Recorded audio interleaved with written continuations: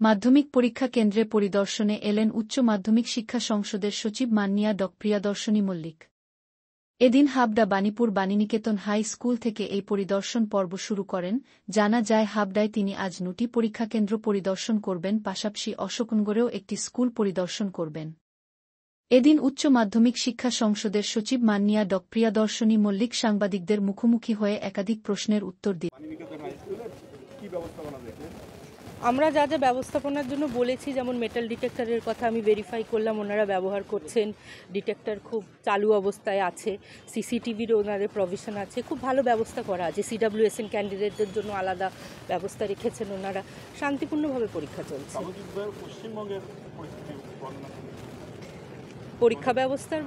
পরীক্ষা ব্যবস্থা এখনো অবধি তো এটা ৩ নম্বর দিন, পরীক্ষা তো ভালোভাবেই চলছে।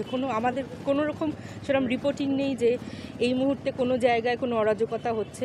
প্রশাসন যথেষ্ট সঙ্গে আছে, পাশে আছে। আমরাও সর্বস্তরে, জেলা স্তরে, রাজ্য স্তরে খবরাখবর নিতে থাকছি।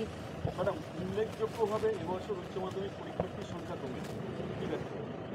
এটা তো 2023-এ মাধ্যমিকের জন্য যে রেজিস্ট্রেশন কম হয়েছিল বলে সেই রিফ্লেকশনটা 2025-এ উচ্চ মাধ্যমিকে পড়েছে। আরেকটা জিনিস দেখা যাচ্ছে, যারা উচ্চ মাধ্যমিক পরীক্ষা দেবেন বলে ফর্ম ফিল আপ করেছিলেন, রেজিস্ট্রেশন করেছিলেন, কিন্তু তার জন্য ট্যাবও তারা পেয়েছে, কিন্তু সেই সংখ্যক কিন্তু পরীক্ষা কেন্দ্রে আসে। এইটা একটা সামান্য অসঙ্গতি থেকে যায়, একটু সামান্য একটা নাম্বারে একটা মিসম্যাচ থেকে যায়, সেটা অ্যারাউন্ড 50,000। সেটা কিন্তু প্রতি বছরই থাকে, এটা এবছর নতুন বলে না। এবছর একটু গুরুত্বপূর্ণভাবে সংখ্যাটা কমেছে বলে হয়তো চোখে পড়ছে, কিন্তু এই অসঙ্গতিটা থাকে সামান্য।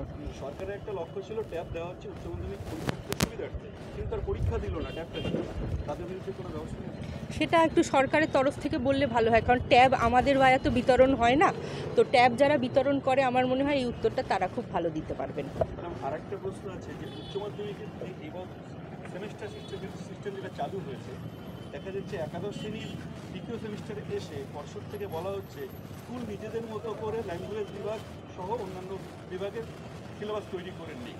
তাহলে কি যথেষ্ট না, সিলেবাস তৈরি করে নিই এটা আমরা কখনোই বলছি না। সিলেবাস তৈরি তো আমরাই করবো, একাডেমিক অটোনমি আমাদেরই আছে।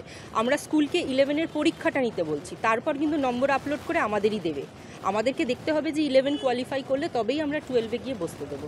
পাঠ্যসূচিতে যে সমস্ত গল্প, কবিতা, ল্যাঙ্গুয়েজ গ্রুপের কথা বলছি দেওয়া হয়েছে, পর্ষদ থেকে বলা হয়েছে আপনারা নিজেদের মতো করে বাছাই করে নিন এবং প্রশ্ন দিন। না, সেটা সব ক্ষেত্রে বলা হয়নি। হয়তো 4টে দেওয়া আছে, 3টের কথা বলা হয়েছে, সব ক্ষেত্রে বাছাই করে নেওয়ার কথা বলা হয়নি। সেটা খুব একটা দুটো সেটা আমরা রেখেছি, সেটা আমরা মনে করেছি যেটা রাখা দরকার আছে, অপশান দেওয়া দরকার আছে, যেগুলো মনে করেছি আমরা সেইভাবেই রেখেছি। এবং শিক্ষকদের পক্ষ থেকে আপনাদের কাছে আবেদন করতে গিয়েছে যে পাঠ্যসূচিতে এমন কিছু গল্প, কবিতা নথিভুক্ত করা হয়েছে বা অন্তর্ভুক্ত করা হয়েছে যেগুলো ছাত্রদের মেধার সঙ্গে সামঞ্জস্যপূর্ণ নয়। যা কিছু নতুন না, মেনে নিতে একটু সময় লাগে, একটু এটাকেও বছর 2 সময় দিন। আমরাও যথেষ্টভাবে জিনিসটাকে র্যাডারে রেখেছি, আমরাও দেখছি কতটা কিভাবে পাঠ্যক্রমটাকে ইমপ্রুভ করা যায় প্রতি বছর।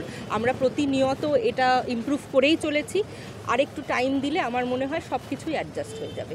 সিলেবাস নিয়ে এরকম অসন্তোষ দেখা যায়নি? সিলেবাস তো এর আগে কোনোদিন সেমিস্টারও অতীতে দেখা যায়নি, এটা তো প্রথম চেঞ্জ হলো। তো এটা